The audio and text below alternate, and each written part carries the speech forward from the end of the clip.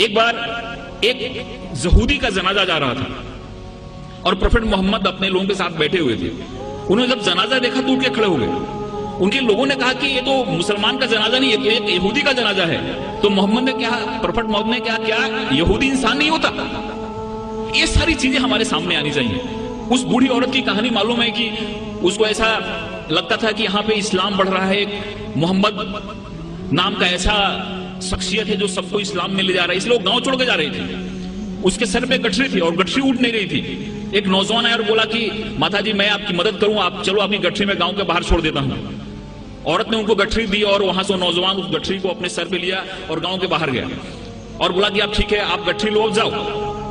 उस औरत ने पूछा कि कैसा नेक इंसान है जो अपने सर पे मेरी गठरी लेके जा रहा है। उसने पूछा कि तुम्हारा नाम क्या है?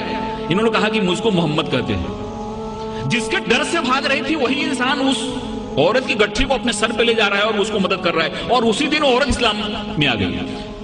जो औरत प्रोफेट मोहम्मद के सर पे हमेशा कचरा फेंका करती थी नमाज के जाते समय, रोज कचरा फेंकती थी उनके सर पे।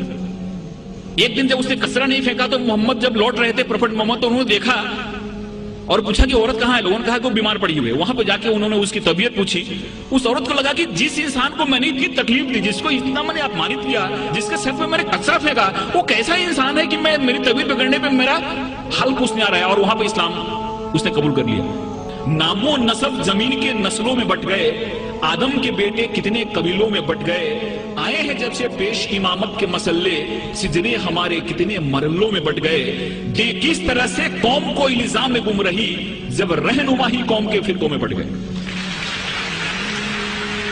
अगर रहनुमा ही फिरकों में बट गए और उन्होंने उस चीज को नहीं समझा, उसको मकसद को नहीं समझा, तो हम उस महान और उस ग्रेट रिलीजन को क्यों दोष दें जिन्होंने पूरी दुनिया में अमन को लाया। ये समझने की चीज है, क्योंकि बहुत सारी चीजें मुझको भी मालूम नहीं थी। मेरे भी मन में बहुत सारे मिसअंडरस्टैंडिंग थे। जब मैंने इस्लाम को पढ़ा और इस्लाम जानने वालों से चर्चा की तो मेरे मन में बहुत सारे जो मिसअंडरस्टैंडिंग थे वो मिसअंडरस्टैंडिंग दूर हो गए।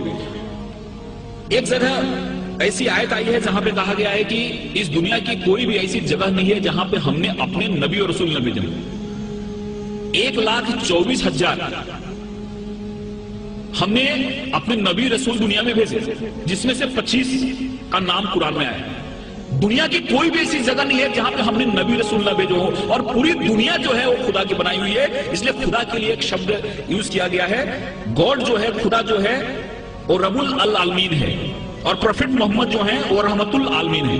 खुदा हर एक के लिए, प्रोफेट मोहम्मद का जो संदेश है वो किसी एक व्यक्ति के लिए नहीं है, एक मुल्क के लिए नहीं है, एक इंसान के लिए, पूरी दुनिया के लिए, क्योंकि हर एक welfare of the whole humanity उस चीज में आती है। इसलिए इस चीज को जब हम समझते हैं, इस चीज को हम अपने जहन में लाते हैं, तो हमको ऐसा लगता है कि इस्लाम जो है, इस्लाम का जो मेन, जिसको हम गाभा मराठियों बोलें, इसेंस बोलें, हिंदी में सार बोलें, वो है कि इंसान एक कैसे बेहतर जिंदगी जी सकता है और खुदा के कैसे करीब जा सकता है।